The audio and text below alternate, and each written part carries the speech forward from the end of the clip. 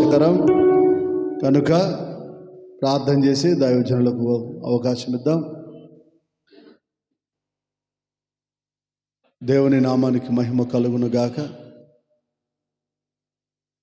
రాజుగారు ముందుకొచ్చి ప్రార్థనలు నడిపిస్తారు వాక్య పరిచర్య కొరకై. రాజుగారు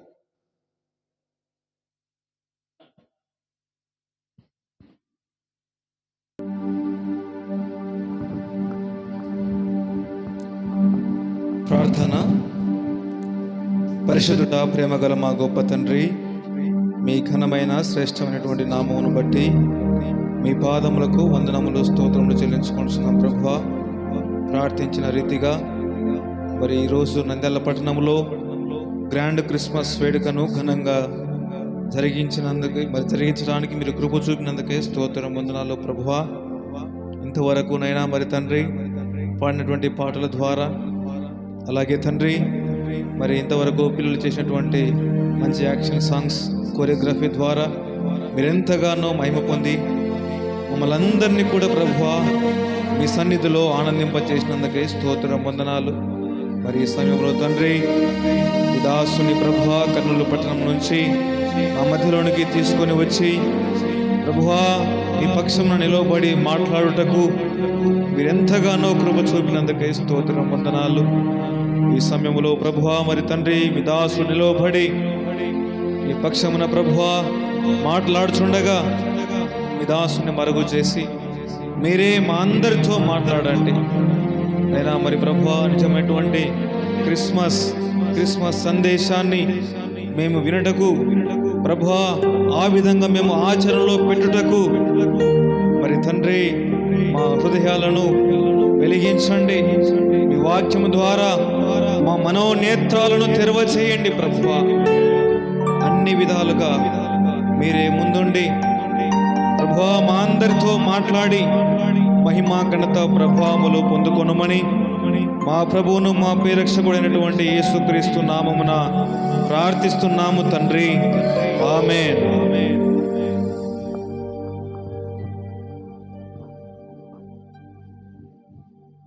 ప్రార్థించిన రాజుగారికి వందనాలు. దేవుని నామానికి మహిమ కలుగును గాక.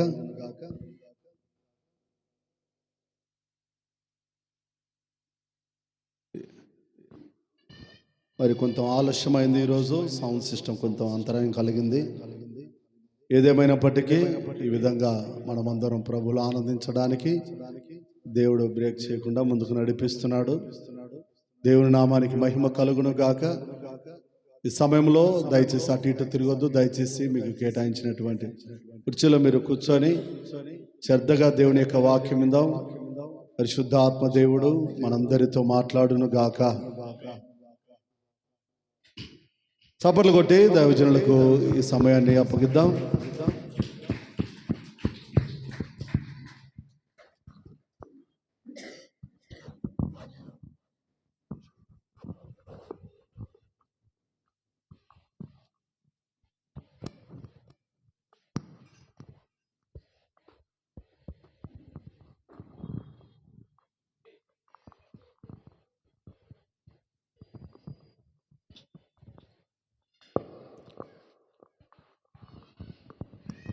మన ప్రభువును రక్షకుడు యేసుక్రీస్తు పరిశుద్ధ నామమునకు ఘనత మహిమ ప్రభావములు కలుగునుగాక.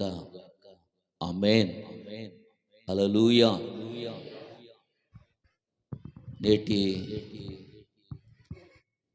ఈ ప్రత్యేకమైనటువంటి కార్యక్రమము మన్నా చర్చ్ వారు నిర్వహిస్తూ ఉన్నటువంటి గ్రాండ్ క్రిస్మస్ వేడుకలకు, ఈ వేడుకల నిమిత్తం దైవజనులు రెవరెండ్ జాన్ గారు వారు ఎంతగానో ప్రయాసపడుతూ ఏర్పాటు చేసినటువంటి ఈ ప్రత్యేకమైనటువంటి వేడుకను బట్టి ప్రభువును స్తుతిస్తున్నాం. పాస్టమ్మ గారిని బట్టి ప్రభువును స్తుతిస్తున్నాం. వారి కుటుంబము, వారి పరిచర్యలన్నిటిని బట్టి కూడా ప్రభువును స్తుతిస్తున్నాము. కార్యక్రమాన్ని జరిగిస్తున్నటువంటి పాస్టర్ అనిల్ గారికి, వారికి కూడా వందనాలు తెలియచేస్తూ ఉన్నాం. అలాగే ప్రియులు సాల్మనయ్య గారికి కూడా ప్రత్యేకమైన వందనాలు తెలియచేస్తూ ఉన్నాం. వారు సుపరిచితులు, వారిని మరలా ఇక్కడ కలుసుకోవటం చాలా సంతోషంగా ఉంది. ఈ దినం మీ మధ్యలో ఉండటానికి ప్రభు నాకు కృపనిచ్చాడు. అందును బట్టి ప్రభువును స్తుతిస్తున్నాం. అనుకోకుండా నిన్న ఈరోజు నాకు కొంచెం థ్రోట్ ఇన్ఫెక్షన్ వలన గొంతు ఇబ్బంది, మాట్లాడలేనేమో అనుకున్నాను మధ్యాహ్నం. కానీ ప్రభు కృపనిచ్చాడు. ప్రభుకే మహిమ కలుగునుగాక. హల్లెలూయా, హల్లెలూయా. గత కాలములో ఈ కర్నూలు, ఈ నంద్యాల మహానగరములో, ఈ పట్టణములో మన్నా గ్రూప్ ఆఫ్ మినిస్ట్రీస్ యొక్క ఫౌండర్ గారు, వ్యవస్థాపకులు బిషప్ ఎర్నెస్ట్ కుమారపల్లి తండ్రి గారు, అలాగే మన నాయకులు బిషప్ సుదర్శన్ జ్యోతి కుమారపల్లి గారు, రెవరెండ్ డాక్టర్ దీవెన్ కుమారయ్య గారి యొక్క నాయకత్వంలో ఈ పట్టణములో మరి కనివిని ఎరుగని రీతిగా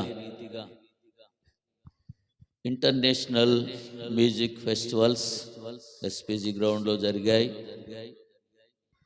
ఆ తర్వాత విడుదల సువార్త సంగీత మహోత్సవాలు కూడా రెండవసారి ఈ మహానగరంలో, ఈ పట్టణంలో జరిగించడానికి దేవుడు కృప చూపించాడు. మరి ఈ దినం వాటిని కూడా జ్ఞాపకం చేసుకుంటూ పాస్టర్ అనిల్ గారు జ్ఞాపకం చేశారు. సో అందును బట్టి ప్రభువును స్తుతిస్తూ ఉంటూ ఉన్నాం. మరి ఇప్పుడు ఈ నంద్యాల జిల్లాను బట్టి ప్రభువును స్తుతిస్తూ ఉన్నాం.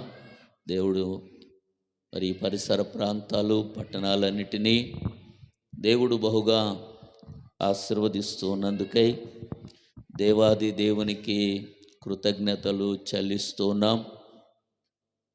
మరి నిర్వహించేటటువంటి కార్యక్రమాలకి మరి ఈ నంద్యాల సిఎస్ఐ డయాసిస్ యొక్క నాయకులు, మరి బిషప్ తండ్రి గారి దగ్గర నుండి స్టాఫ్ అందరూ అనుమతులు ఇస్తూ ఉన్నందుకు ప్రేమతో గౌరవించి వారికి కూడా ప్రత్యేకమైనటువంటి శుభవందనాలు తెలియచేస్తున్నాం. మరి ఈ సమయంలో ప్రత్యేకంగా చక్కగా పాటలు పాడినటువంటి వారిని బట్టి ప్రభువును స్తుతిస్తూ ఉన్నాం. అలాగే చక్కని కొరియోగ్రఫీస్, పాటలకు చక్కగా నాట్యం చేస్తూ ప్రభునామాన్ని మహిమపరిచారు. వారందరిని బట్టి, వారిని తర్ఫీదు చేసినటువంటి వారిని బట్టి కూడా ప్రభువును స్తుతిస్తూ ఉంటూ ఉన్నాం. దేవునికి మహిమ కలుగునుగాక. సంగీత బృందం వారిని బట్టి కూడా ప్రభువును స్తుతిస్తూ ఉన్నాం. చక్కని సంగీతం వారు ఆలపిస్తూ ఉన్నారు. అందును బట్టి కూడా ప్రభుకే మహిమ కలుగునుగాక. హల్లెలూయా, హల్లెలూయా, హల్లెలూయా. ఎంతమంది సంతోషంగా ఉన్నారు? ఇది యెహోవా ఏర్పాటు చేసినటువంటి దినం, దీని యందు మనము ఉత్సహించి సంతోషించాలి. ఇది సంతోషకరమైనటువంటి శుభ సమయం, శుభదినం. దేవునికి మహిమ కలుగునుగాక. హల్లెలూయా. కొన్ని నిమిషాలు దేవుని యొక్క వాక్యాన్ని మనము జ్ఞాపకం చేసుకుందాం. యేసుక్రీస్తు ప్రభుల వారిని గురించి మనకందరికీ తెలుసు. ఆయన యొక్క జననమును గురించి మనకు తెలుసు, ఆయన జీవితం గురించి మనకు తెలుసు, ఆయన మన ఎడల చూపిన ప్రేమను గురించి మనకు తెలుసు, మన కొరకు చేసిన త్యాగము గురించి మనకు తెలుసు. కాకుంటే మనం మరలా జ్ఞాపకము చేసుకొనుట ద్వారా, మన జీవితాలు పునఃప్రతిష్ఠించుకోవటం ద్వారా, మన జీవితాలు నూతనపరచుకోవటం ద్వారా దేవుని కృపకు అధికమైనటువంటి దీవెనలకు మనము పాత్రులుగా ఎంచబడతాము. దేవునికి మహిమ కలుగునుగాక. హల్లెలూయా. సరే, నేను ఎక్కువసేపు మాట్లాడను, కానీ కొంచెం సేపే మాట్లాడతాను. సమయం ఎక్కువ అవుతుంది కదా, చిన్నపిల్లలు కూడా ఉన్నారు. కాబట్టి కొంత సమయం దేవుని యొక్క మాటలు, దేవుని వాక్యాన్ని నేను మీకు జ్ఞాపకం చేస్తాను. అసమానుడైన వాడు అవమానపరచడు నిన్ను, ఓటమి ఎరుగని మన దేవుడు ఓడిపోనివ్వడు నిన్ను. అసమానుడైన వాడు అవమానపరచడు నిన్ను, ఓటమి ఎరుగని మన దేవుడు ఓడిపోనివ్వడు నిన్ను. ఘన కార్యములెన్నో నీకై చేసినవాడు కష్టకాలమందు నీ చెయ్యి విడచునా. అసాధ్యములెన్నో దాటించిన నాదుడు శ్రమలో నిన్ను దాటిపోవునా. సియోను దేవుడు నిన్ను సిగ్గుపడనీయడు, కనికరా పూర్ణుడే నీ కన్నీరు తుడచునో. సియోను దేవుడే నిన్ను సిగ్గుపడనీయడు, కనికరా పూర్ణుడే నీ కన్నీరు తుడచునో. అసమానుడైన వాడు అవమానపరచడు నిన్ను. పరిస్థితులన్నీ చేజారిపోయినా, ఎంతగానో శ్రమపడినా ఫలితమేమి లేకున్నా, నవన్నీ దూరమైపోయినా మంచి రోజులొస్తాయనే నిరీక్షనే లేకున్నా,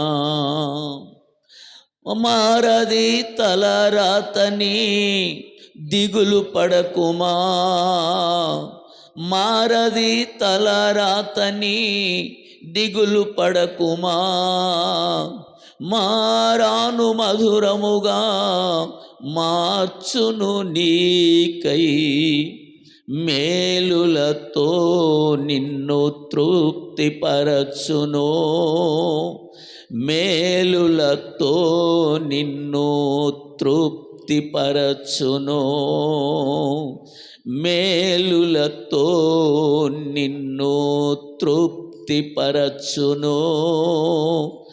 మేలులతో నిన్ను తృప్తిపరచును. అసమానుడైన వాడు అవమానపరచడు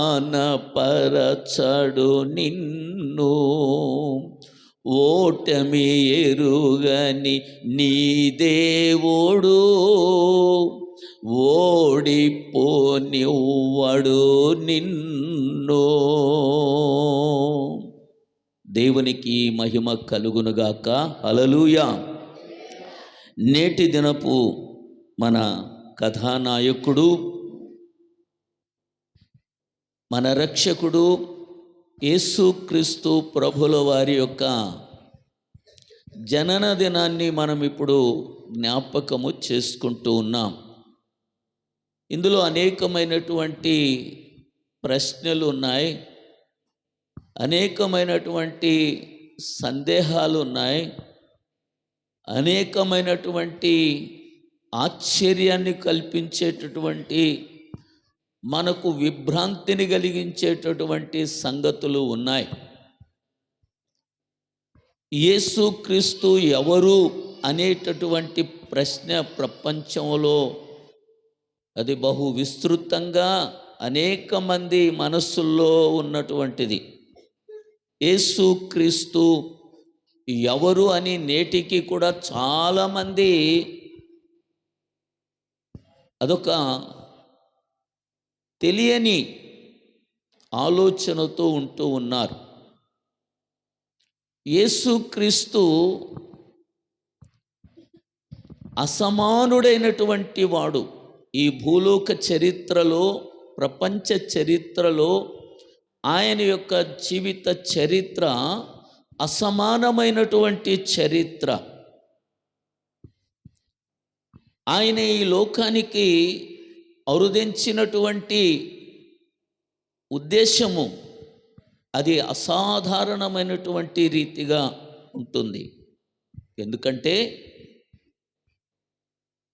దేవుడే నరావతారిగా ఈ భూలోకములో జన్మించటం అనేటటువంటిది ఇది ఏ శాస్త్రమునకు, ఏ సైన్స్కు, ఏ పరిజ్ఞానానికి కూడా అందనటువంటిది. యేసుక్రీస్తు ప్రభుల వారి యొక్క జనన దినం ఈ భూలోకములో ఉన్నటువంటి ఏ సైంటిస్టులకు కానీ, ఏ రకాలైనటువంటి తత్వవేత్తలకు కానీ అర్థం కాదు. అదొక అద్భుతమైనటువంటిది. ఎందుకంటే ఆయన జన్మించినటువంటి విధానాన్ని గురించి బైబిల్ గ్రంథంలో మనము చూసినప్పుడు రాయబడినటువంటి మాటలు ఏంటంటే,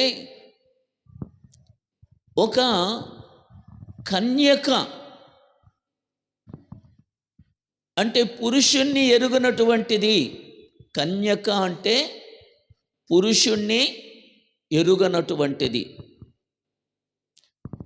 మనకందరికీ తెలిసినటువంటిదే. ప్రపంచంలో ఉన్నటువంటి మానవాళికి అందరికీ తెలిసినటువంటి విషయమే. పురుషుణ్ణి ఎరుగకుండా, పురుష సంబంధం లేకుండా సంతానము కలిగి ఉండటం అనేటటువంటిది అది ఒక అసాధారణమైనటువంటిది సంగతి. అయితే మరియా కన్యక అని బైబిల్ గ్రంథంలో రాయబడి ఉండటాన్ని మనం చూస్తూ ఉన్నాం. మత్తయి వ్రాసినటువంటి సువార్తలు 1వ అధ్యాయము 2వ అధ్యాయములో వ్రాయబడి ఉంటుంది ఆయన యొక్క జనన విధానం. లూకా వ్రాసినటువంటి సువార్తలు 1-2 అధ్యాయాలలో ఆయన యొక్క జనన విధానాన్ని గూర్చి వ్రాయబడి ఉంది. వీటికి మూలమేంటంటే సృష్టి ప్రారంభములోనే సృష్టికర్త అయినటువంటి దేవుడు తన ప్రణాళికను లోకానికి వెల్లడిపరిచాడు. ఆదికాండం 3వ అధ్యాయములో 15వ వచనములో మనం చూడగలం. అక్కడ వ్రాయబడినటువంటి ఆ లేఖన భాగం, మరియు నీకును స్త్రీకిని నీ సంతానమునకును స్త్రీ సంతానమునకును వైరము కలుగజేసేదను. దేవునికి మహిమ కలుగునుగాక. హల్లెలూయా, హల్లెలూయా. ఏ సంతానము? మనం ఎవరి సంతానము? మనం ఎవరి సంతానం అండి?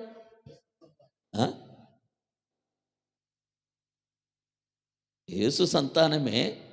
కానీ మనం ఎలాగా ఈ లోకంలో జన్మించామంటే మనము స్త్రీ పురుష సంతానం. మనం ఎవరు అంటే దేవుని పిల్లలమే. అయితే ఈ లోకంలో శరీరముతో మనము జీవించి ఉండడానికి దేవుడు ఏం చేశాడు? స్త్రీ పురుషులైనటువంటి వారిని వాడుకున్నాడు. అయితే మన రక్షకుడైన యేసుక్రీస్తు ప్రభు, ఆయన యొక్క జనన విధానం, ఆయన ఎవరి సంతానము? ఆయన స్త్రీ సంతానము. స్త్రీ సంతానము.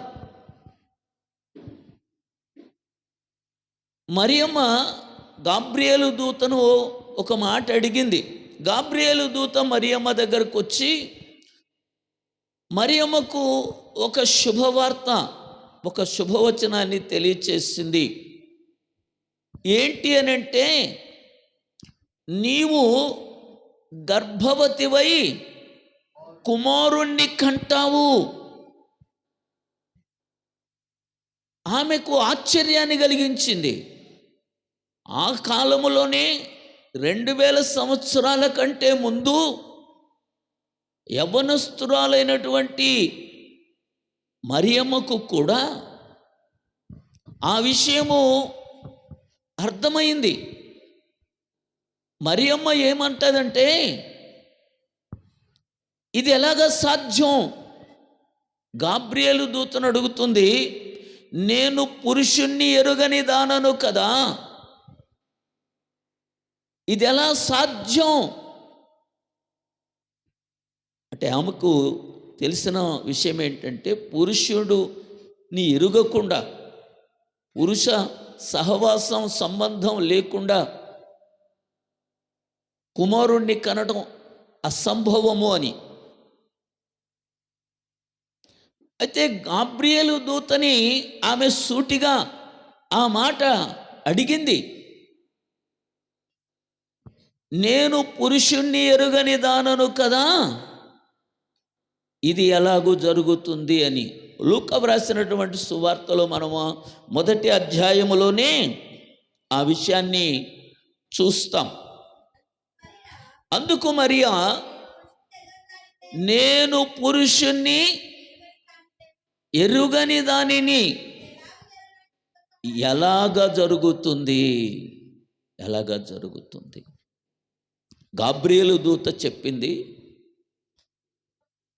దూత పరిశుద్ధాత్మ వలన, నీ పరిశుద్ధాత్మ వలన జరుగుతుంది. పరిశుద్ధాత్మ నీ మీదికి వస్తుంది. సర్వోన్నతుని శక్తి నిన్ను కమ్ముకుంటుంది.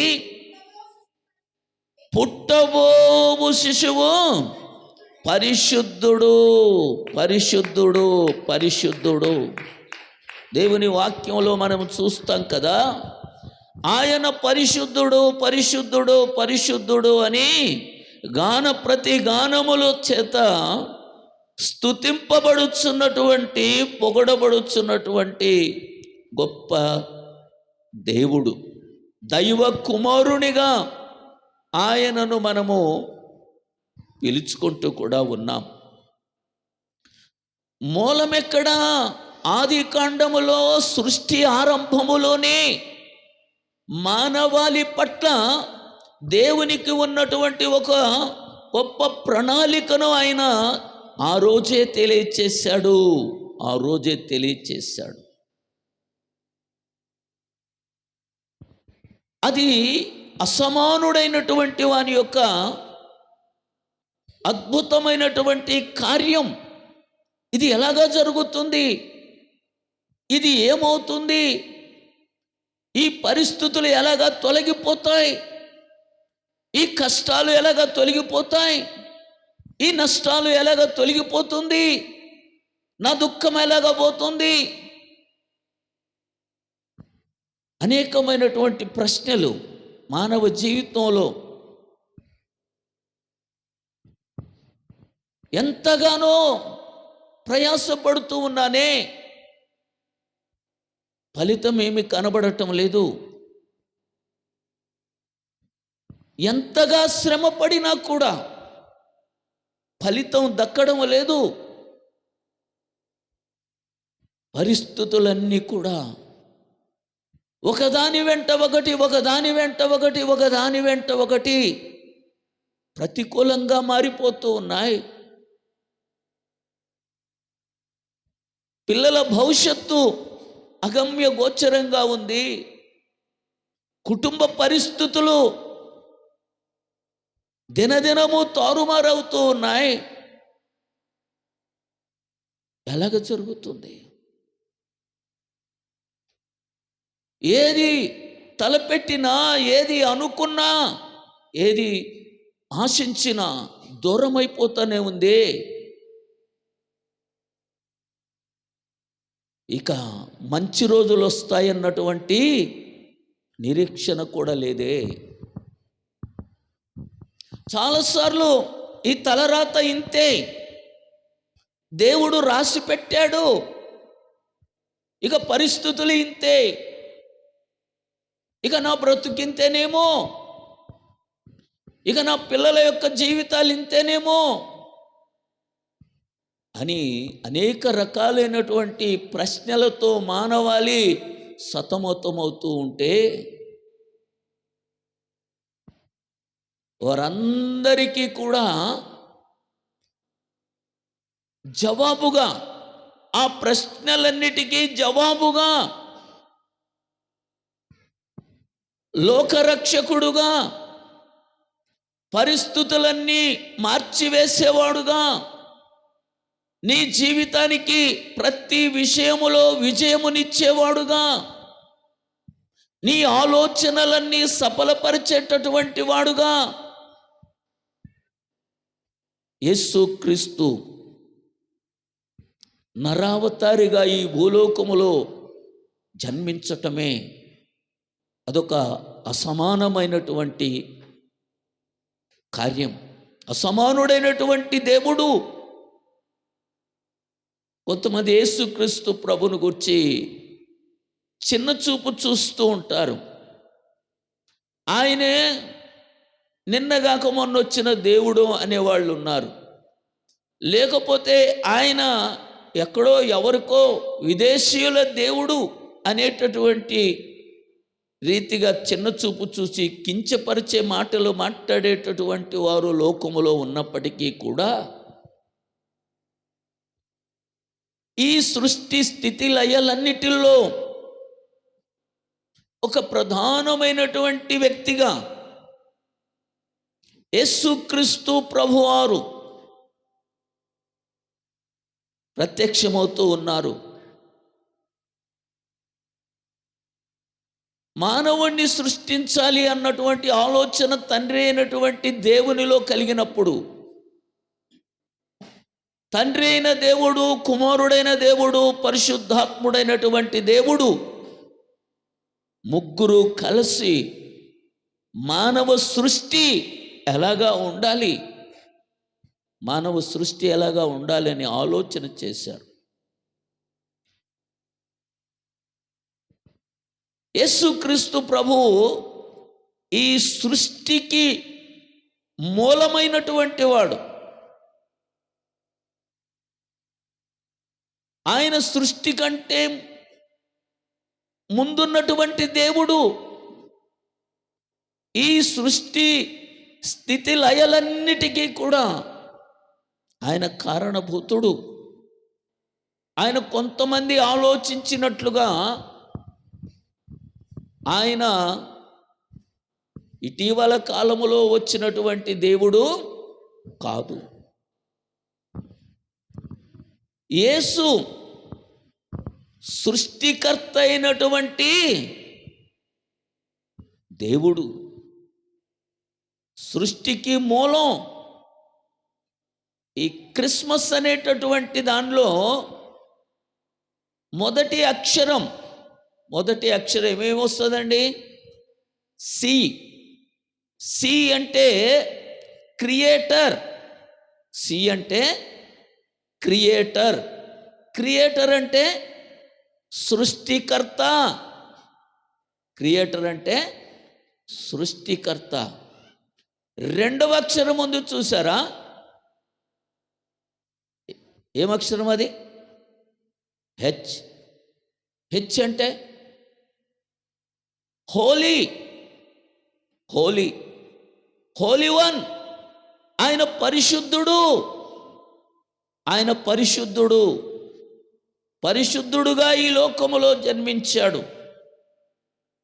దేవుని వాక్యంలో మనం చదువుకున్నాం కదా,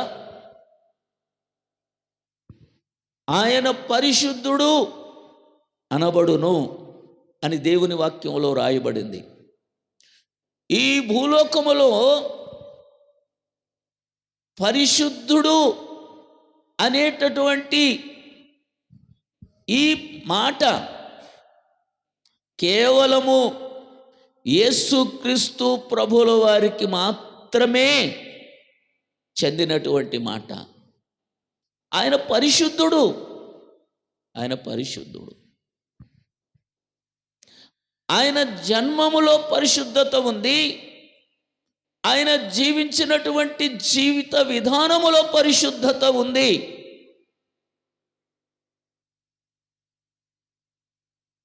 ఆయన పైన అనేకమైనటువంటి నేరారోపణలు చేశారు, కానీ చివరికి కోర్టులోకి వెళ్ళిన తర్వాత ఆ సుప్రీం జడ్జి స్టేట్మెంట్ ఇస్తూ ఉన్నాడు, ఈయనలో ఏ లోపము లేదు. మీరు ఎన్నో రకాలైనటువంటి నేరారోపణలు చేశారు, కానీ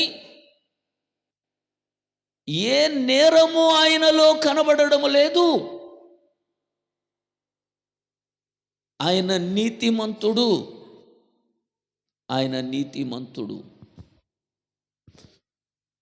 ఒక సందర్భంలో యేసుక్రీస్తు ప్రభువారు ప్రత్యక్షంగా సవాల్ విసిరాడు, నాలో పాపమున్నదని మీలో ఎవరైనా నిరూపించగలరా? ఎవ్వరూ నిరూపించలేకపోయారు. దేవునికి మహిమ కలుగునుగాక. హల్లెలూయా. ఆయన పరిశుద్ధుడుగా జన్మించాడు, పరిశుద్ధుడుగా జీవించాడు, ఆయన పరిశుద్ధుడుగా మరణించాడు, ఆయన పరిశుద్ధుడుగా తిరిగి లేచాడు. ఎందుకొరకు అనంటే, మానవాళి యొక్క పాపములు, శాపములు తొలగిపోవాలి అనంటే పరిశుద్ధుడైనటువంటి వాని యొక్క రక్తము భూమి మీద చిందించబడాలి. అది దేవుడైనటువంటి పరమ తండ్రి అయినటువంటి దేవుని యొక్క చిత్తం. పరిశుద్ధుడైనటువంటి వాని యొక్క రక్తము భూమి మీద చిందించబడాలి. ఎందుకొరకు అంటే, మన పితరులైనటువంటి ఆదాము అవ్వలు వారు మన కొరకు తీసుకొని వచ్చినటువంటి ఆ బహుమానం ఏంటంటే పాపము. దాని ద్వారా శాపాన్ని తీసుకొని వచ్చారు. అందువలన ఏదేను వనము వంటి ఆనందకరమైనటువంటి, ఆశీర్వాదకరమైనటువంటి, ఫలభరితమైనటువంటి జీవితాన్ని వారు పోగొట్టుకున్నారు, కోల్పోయారు. అయితే సృష్టికర్త అయినటువంటి దేవుడు తన స్వహస్తములతో మానవుణ్ణి చేశాడు. తన జీవాన్ని మానవునిలోనికి ఊదాడు. కాబట్టి మానవుడంటే దేవునికి చాలా చాలా ప్రేమ, చాలా ప్రేమ. మానవ సృష్టి కంటే ముందు దేవదూతల సృష్టి ఉన్నారు. వారు నిత్యము దేవుణ్ణి ఆరాధన చేస్తూ ఉన్నారు. వారు తప్పు చేస్తే దేవుడు వారిని ఆయన వద్ద ఉండకుండా త్రోసివేశాడు. ఆ తర్వాత మానవుడు ఆయనను స్తుతించడానికి ఏర్పాటు చేసుకున్నాడు, సృజించుకున్నాడు. దేవుని వాక్యములో మనం చూస్తాం. ఇర్మియా గ్రంథంలో 13వ అధ్యాయం 11వ వచనములో మనము చదువుకుంటే అక్కడ వ్రాయబడినటువంటి మాటలు మనకు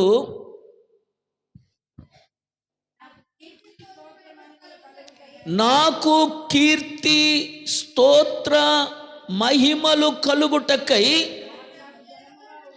వారు నాకు జనముగా ఉండునట్లు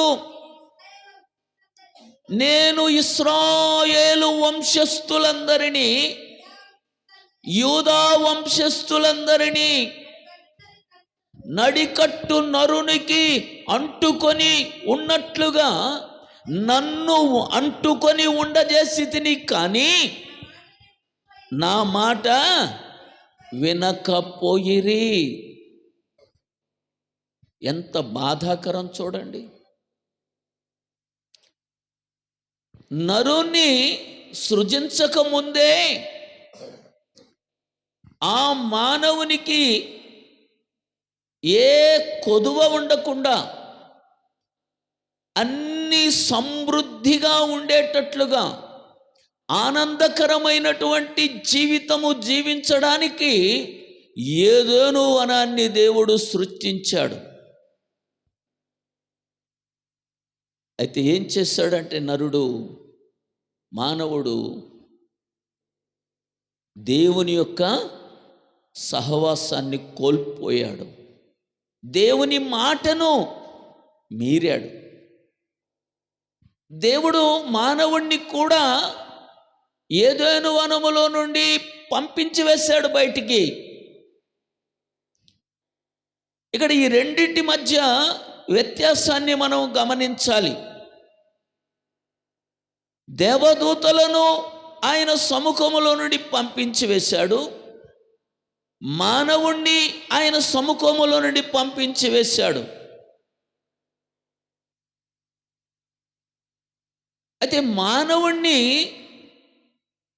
క్షమించటానికి, తిరిగి తనతో సమాధానపరుచుకోవటానికి ఆయన ఒక ప్రణాళికను ఏర్పాటు చేసుకున్నాడు. కానీ దేవదూతల పట్ల ఆయన అలాంటి ప్రేమను చూపించలేదు. ఆయన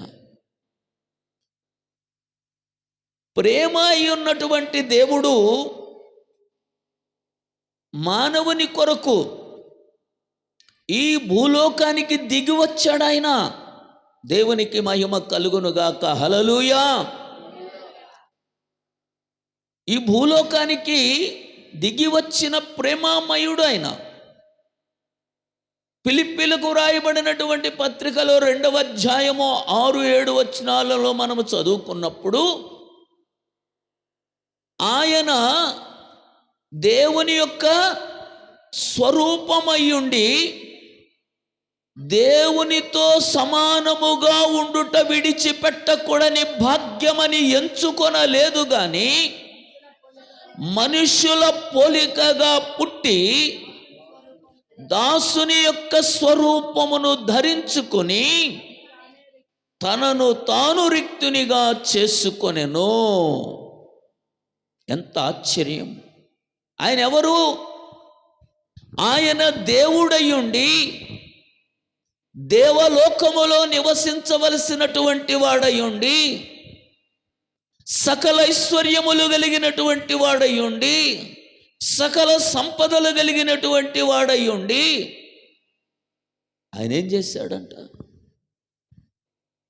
దేవలోకాన్ని విడిచిపెట్టి శాపముతో, పాపముతో, సమస్యలతో, నిందలతో, అవమానములతో, ఓటములతో, అపజయములతో నిండుకొని ఉన్నటువంటి ఈ భూలోకములో ఉన్నటువంటి మానవాళి జీవితాలకు సర్వ సమృద్ధి అయినటువంటి దీవెనలు కలిగించడానికి, మేలులు కలిగించడానికి ఆయన సమస్తమును కూడా విడిచిపెట్టి ఈ భూలోకమునకు ఒక నరుడుగా రుదించినటువంటి దేవుడు. కొంతమంది అంటారు, ఆయన దేవుడు కదా, నరుడెలాగా అయ్యాడు, నరుడెలాగా అయ్యాడు, ఇది ఎలాగా నమ్మాలి అని అంటారు. అలాగే నమ్మాలి.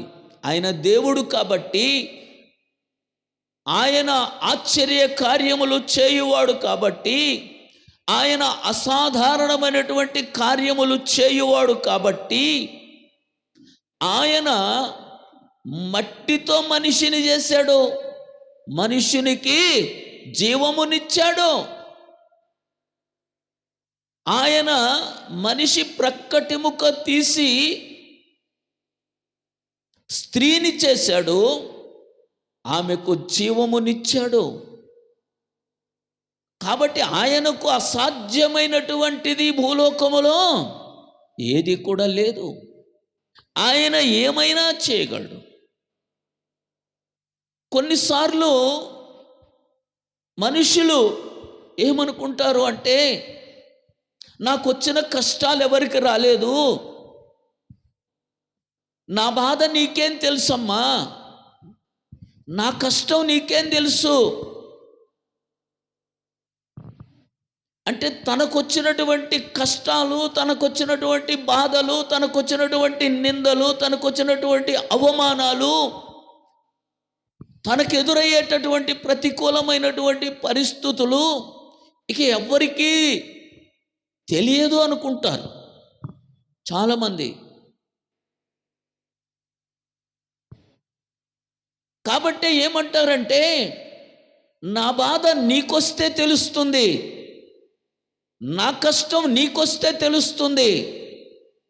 మాటలు చెప్పటం సులభమే, మాటలు చెప్పటం సులభమే అంటూ ఉంటాం. అందుకే సృష్టికర్త అయినటువంటి దేవుడు నరుడుగా భూలోకానికి వచ్చిన ఉద్దేశం ఏంటంటే, నరులు కలిగేటటువంటి పరిస్థితుల్లో నుంచి ఎలాగా వారి జీవితాలకు కావలసినటువంటి జయమును కలిగించాలి, విజయాన్ని కలిగించాలి. ఆయనకు అన్ని అనుభవాలు ఉన్నాయి. ఆయన నిందించబడ్డాడు, ఆయన సహించాడు, ఆయన ఓర్చుకున్నాడు, ఆయన విజయశాలిగా లోకములో నిలిచాడు. ఆయనను ఎన్నో రకాలైనటువంటి అవమానకరమైనటువంటి మాటలు అన్నారు. నీవొక తాగుబోతువి అని ఆయనను అన్నారు, నీవొక తిండిపోతువి అని ఆయనను అన్నారు. చివరికి ఏమన్నారంటే, నీకు దయ్యం పట్టిందిరా అన్నారు. అంటే ఎన్ని రకాలైనటువంటి నిందలు, అవమానాలు ఎదురైనప్పటికీ కూడా వాటిని తట్టుకునే సామర్థ్యత మానవునిలో ఆయన ఉంచాడు అని నిరూపించడానికే దేవునికి మహిమ కలుగునుగాక. హల్లెలూయా. ఈ లోకములో కలిగేటటువంటి ప్రతి విధమైనటువంటి పరిస్థితి నీవు తట్టుకోగలిగినటువంటి సామర్థ్యత దేవుడు నీలో ఉంచాడు, దేవుడు నీలో ఉంచాడు. అది అసాధారణమైనటువంటి దేవుని యొక్క ఉద్దేశము, దేవుని యొక్క ప్రణాళిక. ఆయన ఈ భూలోకానికి వచ్చాడని మహా ఆనందాన్ని పొందుకుంటూ ఉన్నాం, మహా సంతోషమని సంతోషిస్తూ ఉంటూ ఉన్నాం. ఏంటి ఆనందాన్ని ఇచ్చేదేంటి, మనకు సంతోషాన్ని ఇచ్చేదేంటి? ఆయన మన కొరకు తీసుకొని వచ్చినటువంటి గొప్ప రక్షణ, దేవునికి మహిమ కలుగునుగాక. హల్లెలూయా. ఆయన లోక రక్షకుడు, లోకాన్ని రక్షించడానికి వచ్చినటువంటి వాడు. లోకములో ఏముంది? లోకములో ఉన్నదంతా కూడా దేవుని వాక్యం మనకు సెలవిస్తుంది. లోకములో ఉన్నదంతా శరీరాశ, నేత్రాశ, జీవపు డంభము, మానవ జీవితాన్ని, సమాజాన్ని నాశనము చేసేది ఏంటంటే ఇవే: శరీరాశ, నేత్రాశ, జీవపు డంబమే. మనకు ప్రధానమైనటువంటి శత్రువెవరు అని అంటే ఎవరు? మన శరీరమే. మనకు ప్రధానమైనటువంటి శత్రువేంటి? అది మన శరీరమే. అది మన శరీరమే. మనకు ప్రధానమైనటువంటి శత్రువు నేత్రాశ, మన కళ్ళు. మనకు ప్రధానమైనటువంటి శత్రువు అతిశయం, జీవపు డంబం. ఇక నన్ను మించినోడు లేడు, నాకంతా తెలుసు, నేనే మోనార్కన్ అన్న టైపులో ప్రవర్తించటం. ఇవే మానవ జీవితాన్ని పాడు చేస్తూ ఉన్నాయి, సమాజాన్ని పాడు చేస్తూ ఉంది, కుటుంబాలను పాడు చేస్తూ ఉంది. అయితే యేసుక్రీస్తు ప్రభు ఈ లోకానికి వచ్చినటువంటి ఉద్దేశం ఏంటంటే వారికి రక్షణ ప్రసాదించుట ద్వారా, ఆ రక్షణ కార్యము ద్వారా వారి జీవితాలకు కావలసినటువంటి మేలులు సమకూర్చేటందుకు. నీకు సంతోషం ఎలాగా వస్తుంది? దావీదు మహారాజు ఏమంటాడంటే, దేవా నీ రక్షణ ఆనందాన్ని నాకు దయచేయమని దేవుని సన్నిధిలో ప్రార్థన చేశాడు. ఆయన ఒక సందర్భంలో తప్పు చేశాడు. ఆయన తప్పు చేశాడు. ఆ తప్పు చేసినందుకు శిక్ష అనుభవించవలసినటువంటి రీతిగా దేవుడు ఆయనని చేశాడు. దేవుడు ఆయన్ని వదిలిపెట్టలేదు. దావీదెవరు? దేవునికి ఇష్టమైనటువంటి వాడు. నా హృదయానుసారుడు దావీదని దేవుడు దావీదును గురించి సాక్ష్యం ఇచ్చాడు. అయితే దావీదు ఒక సందర్భములో ఆయన తప్పు చేశాడు, పాపము చేశాడు, పాపములో పడిపోయాడు.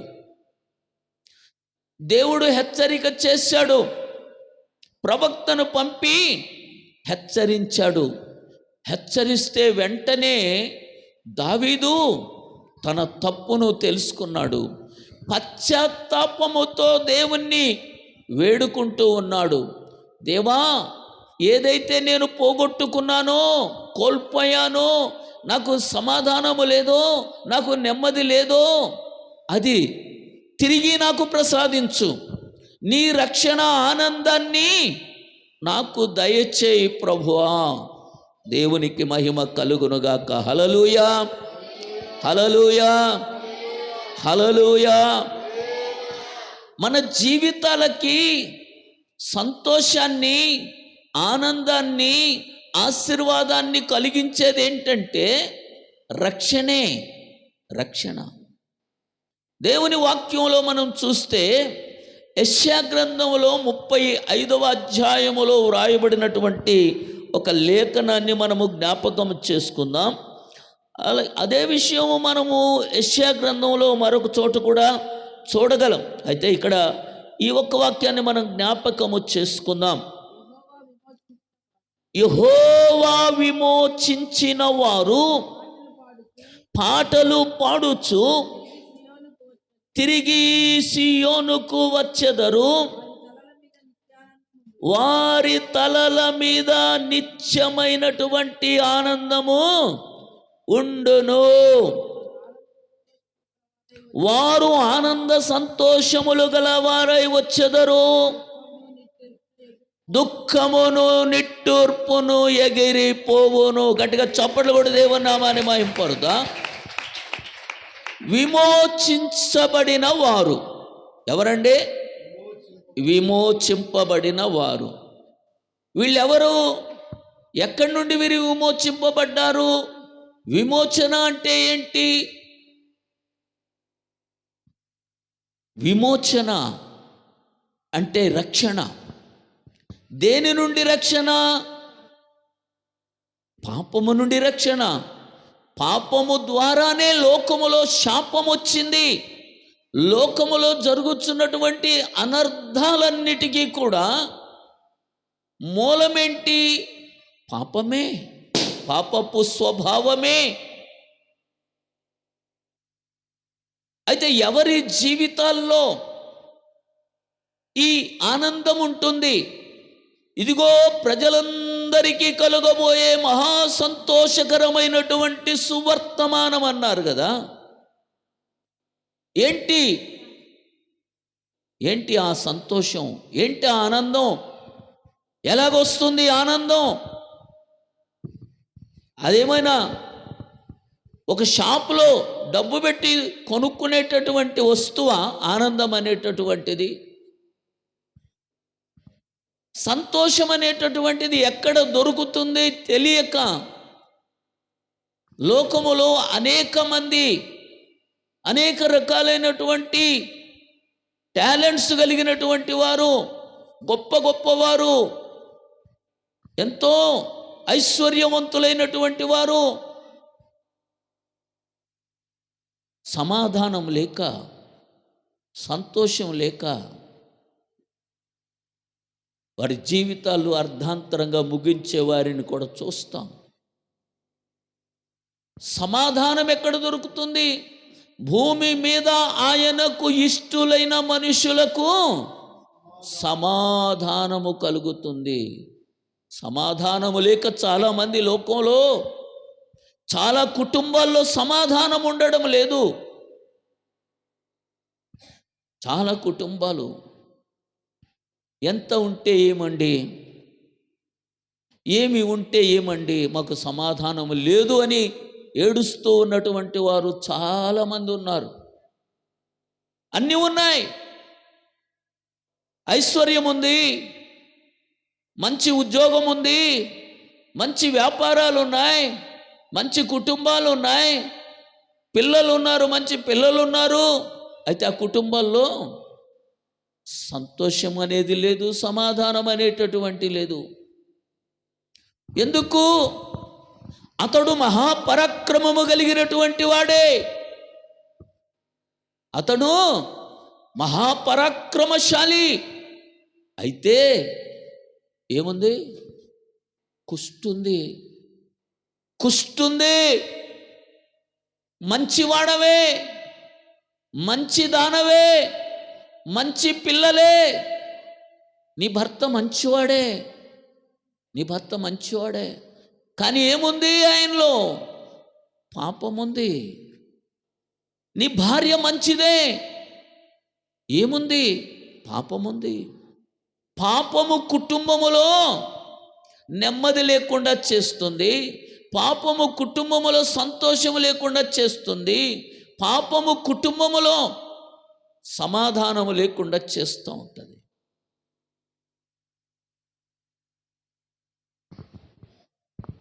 అది పోతే కానీ నీ కుటుంబానికి ఉన్నటువంటి పరిస్థితులు అన్నీ దూరమైపోవు. అందుకే లోకరక్షకుడుగా, లోకములో ఉన్నటువంటి సమస్త మానవాళిని రక్షించేటటువంటి రక్షకుడుగా ఆయన ఈ భూలోకానికి వచ్చాడు.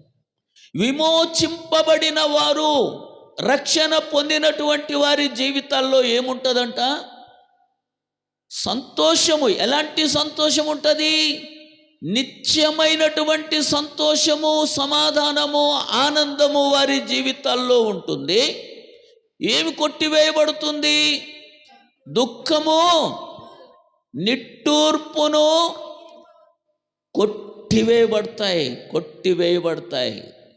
యేసుక్రీస్తు ప్రభు ఈ భూలోకములో జన్మించింది.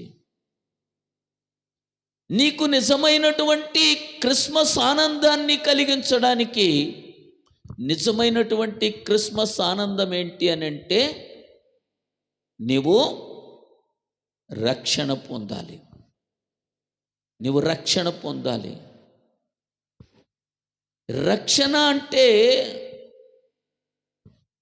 ఏదో వంశ పారంపర్యంగా వచ్చేటటువంటిదో, అదొక మతాచారమైనటువంటిదిగానో ఉండకూడదు.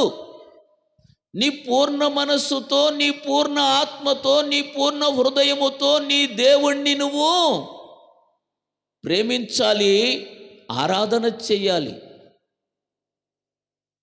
అంతే. దేనినో ఆశించి కాదు, దేనినో ఆశించి దేవుని దగ్గరికి వెళ్ళడం కాదు. దేవుడు ఏమీ ఆశించకుండా ఆయనే తన సమస్తమైనటువంటి వైభవం అంతటిని కూడా విడిచిపెట్టి నీ కొరకు ఈ లోకానికి వచ్చాడు. నీకు సంతోషాన్ని ఇవ్వడానికి, నీకు ఆనందాన్ని ఇవ్వడానికి, నీకు ఆశీర్వాదాలు ఇవ్వడానికి ఈ లోకానికి వచ్చాడు. అవి పొందుకోవాలంటే నీకు యోగ్యత అనేటటువంటిది ఉండాలి. ఇప్పుడు మన పిల్లలు స్కూల్కి వెళ్ళి చదువుకుంటున్నారు. 10వ తరగతి అయిపోయింది. 10వ తరగతి అయిపోయిన తర్వాత ఇంటర్మీడియట్లో చేర్చాలంటే ఏముండాలి? ఏముండాలండి? క్వాలిఫికేషన్ ఉండొద్దా? క్వాలిఫికేషన్ అంటే ఏంటి? 10వ తరగతి పరీక్షల్లో నువ్వు పాస్ అవ్వాలి. 10వ తరగతి పరీక్షల్లో నువ్వు పాస్ అయితే అప్పుడు నీకు ఇంటర్మీడియట్లో చేరటానికి అర్హత. పరీక్షల్లో ఫెయిల్ అయితే నీ వెళ్ళి నన్ను ఇంటర్మీడియట్లో చేర్చుకోండి అని ఏ కాలేజీలోనైనా అడిగితే చేర్చుకుంటారా? నీ పిల్లల్ని చేర్చుకుంటారా? పరీక్షల్లో పాస్ అవ్వాలి. పరీక్షల్లో పాస్ అవ్వాలి. రక్షణ పొందాలి. రక్షణ పొందాలి. నీవు రక్షణ పొందితే దేవుని వాక్యంలో మనం చూస్తాం. కీర్తనకారుడు 21వ కీర్తనలో ఈ రీతిగా తెలియచేస్తూ ఉన్నాడు. 21వ కీర్తనలోనికి మనం వెళ్దాం. అక్కడ ఏమంటాడంటే, నీ రక్షణను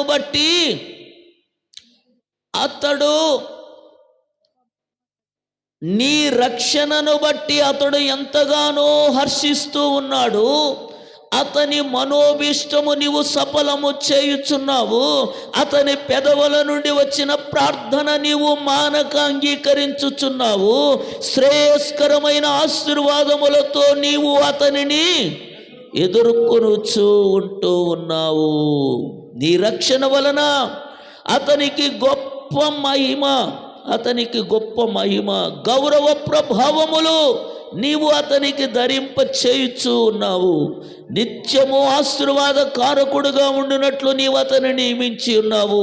నీ సన్నిధిని సంతోషముతో ఉల్లసింప చేయుచూ ఉన్నావు. దేవునికి మహిమ కలుగునుగాక. నీ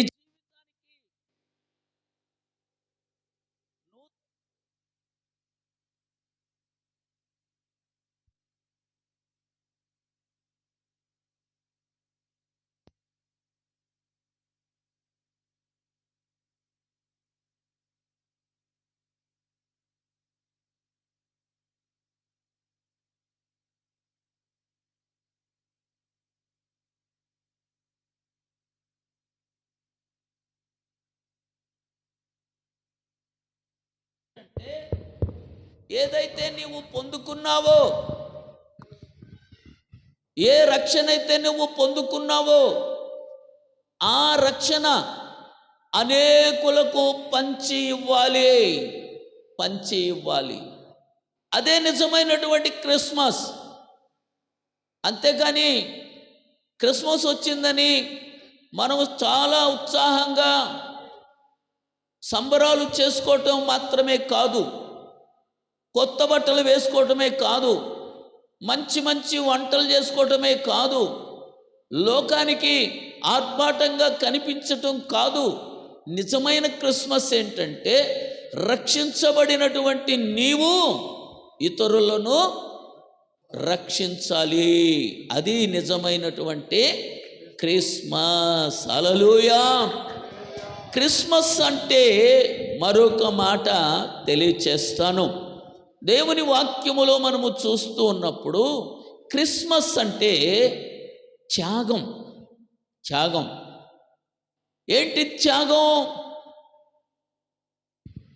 గొర్రెల కాపరులు రాత్రివేళ పొలములో ఉండి తమ గొర్రెలను కాచుకొనుచు ఉండిరి.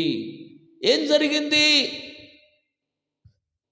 దేవదూత వారి వద్దకు వెళ్ళింది, వారికి వర్తమానాన్ని తెలియజేసింది. లోకరక్షకుడు పుట్టాడు, లోకములో ఉన్నటువంటి మానవులను రక్షించువాడు పుట్టాడు. మీరు వెళ్ళి ఆయనను చూడండి. లూకా వ్రాసిన సువార్తలో 2వ అధ్యాయములో మనం చదువుతాం ఆ విషయాన్ని. కొందరు గొర్రెల కాపరులు తమ పొలములో ఉండి రాత్రివేళ తమ మందను కాచుకొనుచూ ఉండగా ప్రభువు దూత వారి వద్దకు వచ్చి నిలిచెను.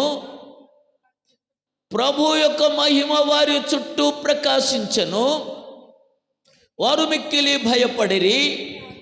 అయితే ఆ దూత, భయపడకుడి, ఇదిగో ప్రజలందరికీ కలుగబోవు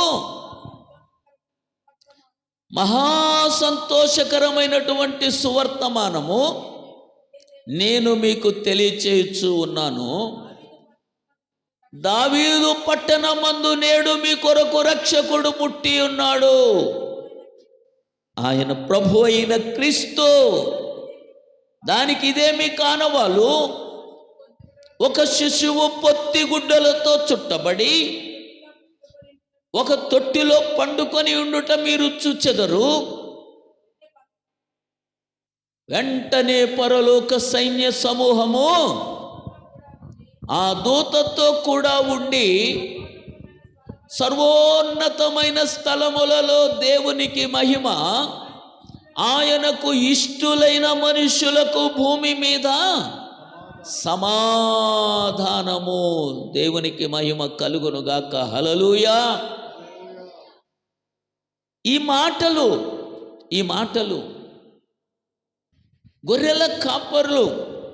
గొర్రెల కాపర్లు అంటే అందరికీ కొంచెం చిన్నచూపే ఉంటుంది. ఎందుకు? వారు చాలా మట్టుకు నిరక్షరాస్యులుగా ఉంటారు. వారు నాగరికత విషయములో వారికి పట్టింపు ఉండదు. వారు మంచి వస్త్రాల కొరకు ఆశపడరు. వారు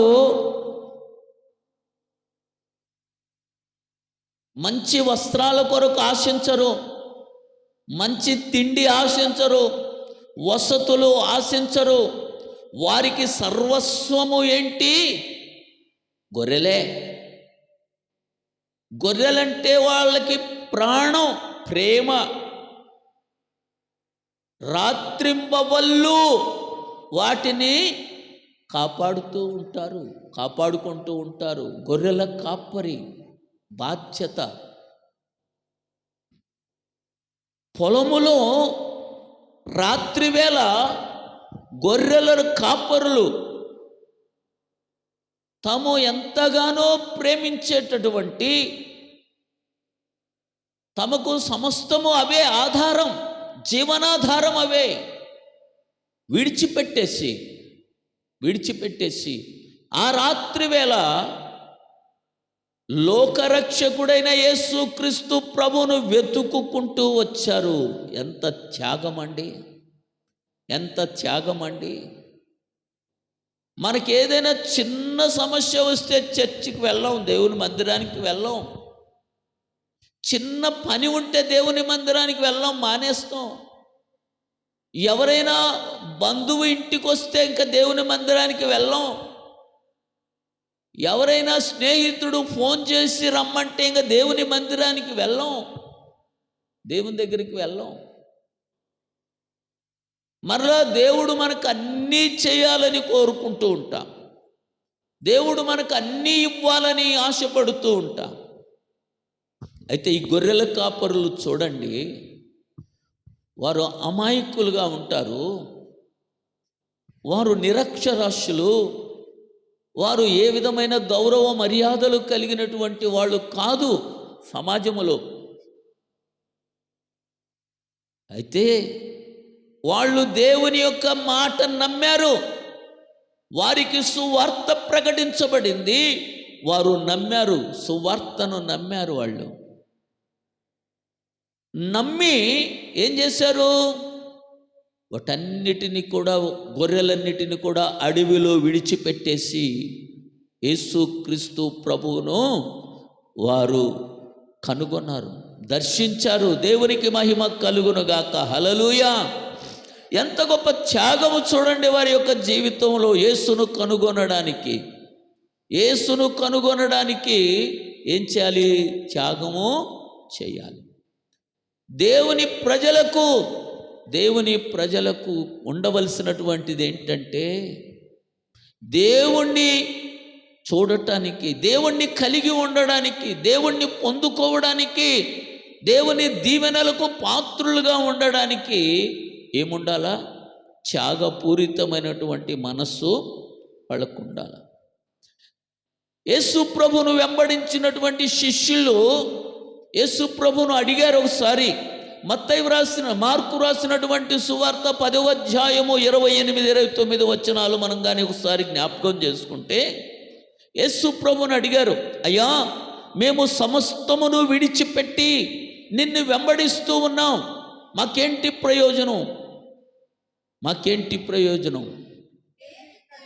అందుకు యేసు ఇట్లా, నేను నా నిమిత్తమును, సువార్త నిమిత్తమును, ఇంటినైనను, మా అన్నదమ్ములనైనను, అక్క చెల్లెలనైనను,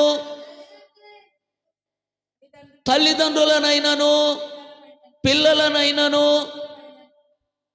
భూములనైనను విడిచిన వాడు ఇప్పుడు ఇహమందు హింసలతో పాటు 100 ఇండ్లను, అన్నదమ్ములను, అక్క చెల్లెలను, తల్లులను, పిల్లలను, భూములను రాబోవు లోకమందు నిత్య జీవమును పొందుదురని మీతో నిశ్చయముగా చెప్పుచూ ఉన్నాను. గట్టిగా చప్పట్లు కూడా దేవుని నామాన్ని మహింపరుద్దాం. దేవుని కొరకు నువ్వేదైనా త్యాగం చేసావు అంటే, దేవుని కొరకు నువ్వేదైనా సమర్పణ చేసుకున్నావు అంటే ఏం జరుగుతుంది? అంతకంటే 100 ఆయన నీకు ప్రతిఫలమును ఇస్తాడు. క్రిస్మస్ అంటే త్యాగం చేయాలి. క్రిస్మస్ అంటే మనం ఇక్కడ చేరి చాలా హ్యాపీ ఎంజాయ్ చేస్తూ ఉన్నాం, మంచిదే.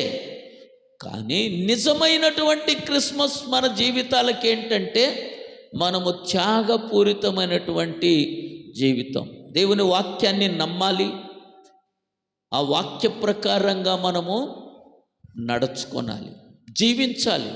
విని విడిచిపెట్టే వారంగా ఉండకూడదు. మనం విని విమర్శించేటటువంటి వారముగా మనం ఉండకూడదు. ఏదైతే మనం విన్నామో విన్నటువంటి దానిని అనుసరించే వారముగా ఉన్నప్పుడే మన జీవితాల్లో నిజమైనటువంటి క్రిస్మస్ ఆనందం. 3వదిగా, క్రిస్మస్ అంటే ఇచ్చుట. క్రిస్మస్ అంటే ఇచ్చుట. నా దగ్గర ఏముందండి ఇవ్వడానికి అని చాలాసార్లు మనము అంటూ ఉంటాం. అసలు దేవునికి ఎందుకు ఇవ్వాలి అనేటటువంటి వాళ్ళు కూడా ఉన్నారు. దేవునికి ఎందుకు ఇవ్వాలి అనేటటువంటి వాళ్ళు కూడా ఉన్నారు. అన్నీ మంచిగా వింటారు, కానీ ఈ మాట వినాలంటే చాలా మనసు కష్టపెట్టుకుంటారు. ఈ పాస్టర్లు ఎప్పుడు ఇవ్వండి ఇవ్వండి ఇవ్వండి అని అంటారు. నేను మా సంఘములో లేకపోతే నేను ఎక్కడికి వెళ్ళినా నేనేం చెప్తానంటే, నేను గృహ దర్శనాలకు వెళ్ళినా నాకు మీరు ఏమీ ఇవ్వద్దు అని చెప్తాను. నేను చర్చిలో కూడా అదే చెప్తాను. నేను నాకంటూ మీరేమీ ఇవ్వక్కర్లేదు అంటాను. నువ్వు నాకు ఇవ్వలేవు అని చెప్పేస్తానంతే.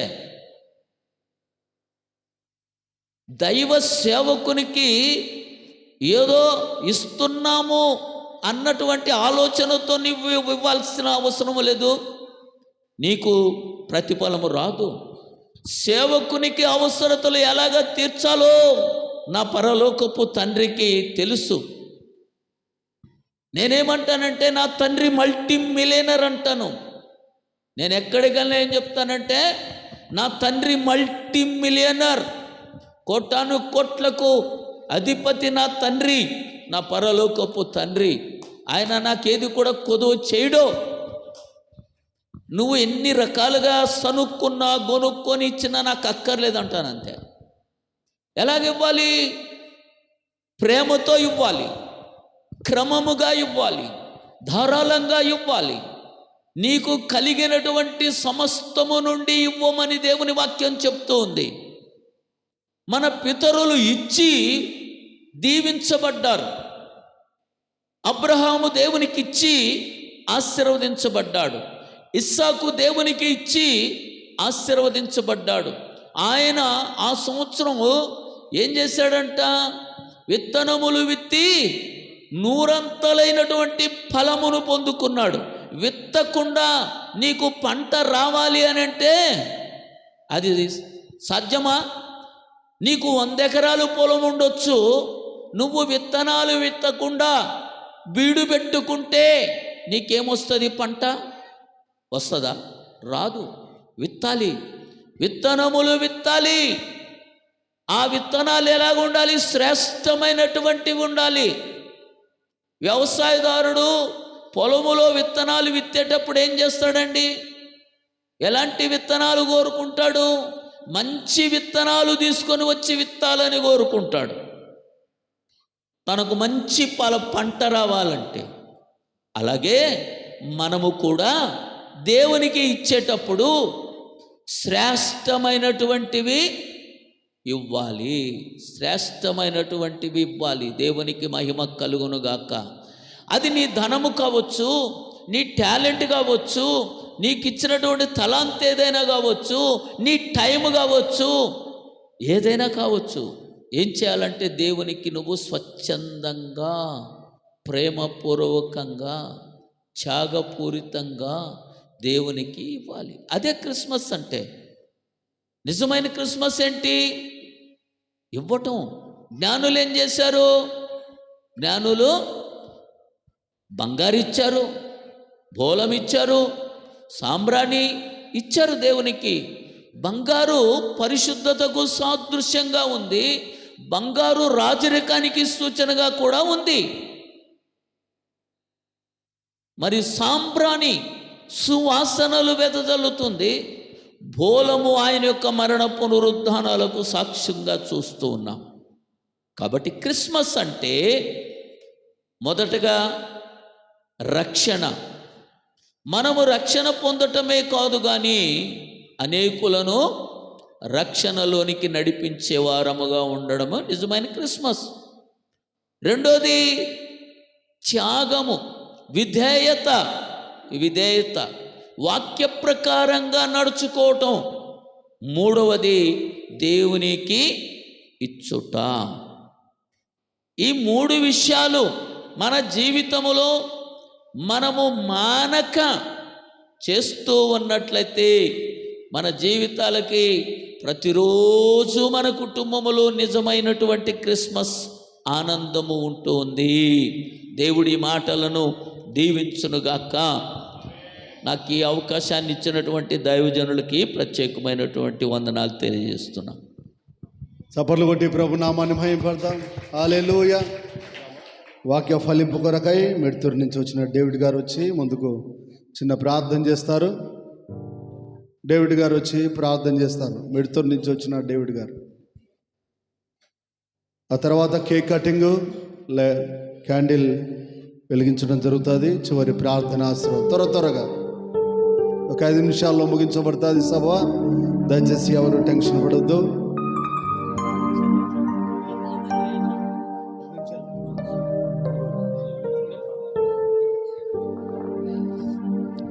అందరం తలలు వంచి మోకరించినట్లయితే ప్రార్థన చేసుకుందాము.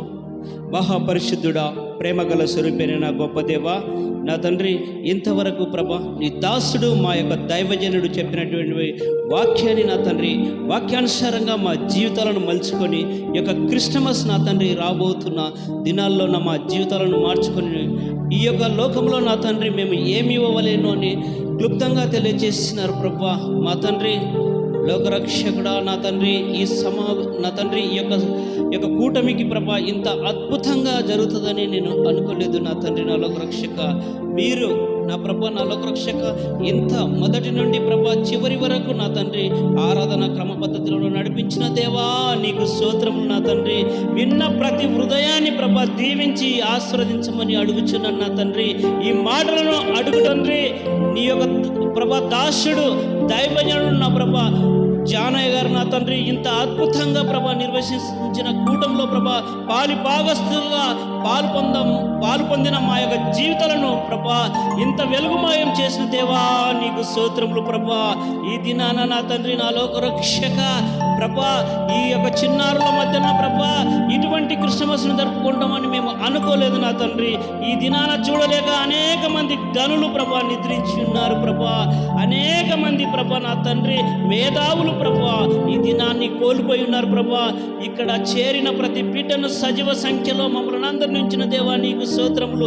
ఇంకా నా తండ్రి జరగబోయే కార్యక్రమం అద్భుతంగా జరిగించు దేవా నీకు స్తోత్రములు ప్రభా. ఆయా ప్రాంతాల నుండి వచ్చిన ప్రతి బిడ్డ కుటుంబాన్ని దీవించి ఆశీర్వదించమని అడుగుచున్నాను. నా తండ్రి, ఈ సమయంలో ప్రభా నీవిచ్చినట్టి భాగ్యాన్ని బట్టి నా తండ్రి, నీవిచ్చినట్టి జ్ఞానాన్ని బట్టి నా తండ్రి మేము ఇక్కడ చేరవచ్చి ఉన్నాము ప్రభా. మమ్మల్ని అందరినీ ప్రేమపూర్వకంగా దీవిస్తూ నామంలో అడిగి బ్రతిమాలుకుంటూ వేడుకొనిచున్నాం తండ్రి. ఆమె